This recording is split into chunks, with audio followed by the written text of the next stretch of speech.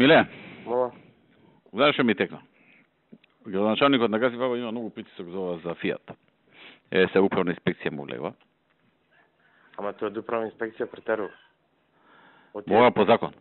Не претерува. Така го направи Фиат законот да ако му дадат пријава, он не действува во толку и толку рок, тогаш на него може пријава да му се даде. Ме сваќаш? Што направил зошто управна инспекција? Добро, не знам. Му дава рок до 30 јули да го реши предметот, он ќе го реши негативно. Прво да заврши нешто на управен суд, па така. Сега, мине ни текна друга варијанта. Ние да го смениме таму дупот.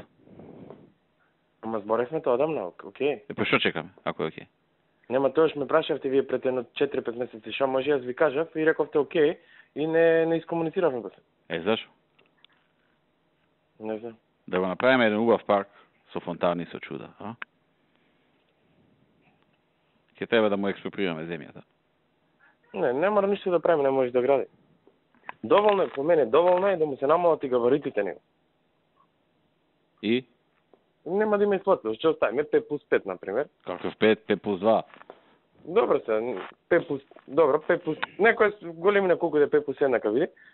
И што нема во јавност да речи дека не му даваме да гради, нема да гради, да биде... А половина пак да го направиме, а половина 5+2? Вака, јас сега одам за Босна, се враќам утре вечер. Ке седнам, ке ви кажам што може да се направи, минимум што може да се направи. Да седнам го. Чуј се со Тони, ја му кажам на Тони, вика, кажете му на министерот Миле, ако он застани позади мене, ќе го туркам ова. Не е проблем, готово. Ама треба брзо. Оти он ќе нагази у суд, ќе нагази сегде, ќе дојде ситуација, управен инспекторат ќе му застани ептен у врат на овој. Треба некако да се убрза тоа септември, октомври да го изгласаме у совет. Готово. Утре вечер седнам. Најдобро е ти сега да се чуе со него, да му даеш први задачи што да прави, а утре вечер да се видите.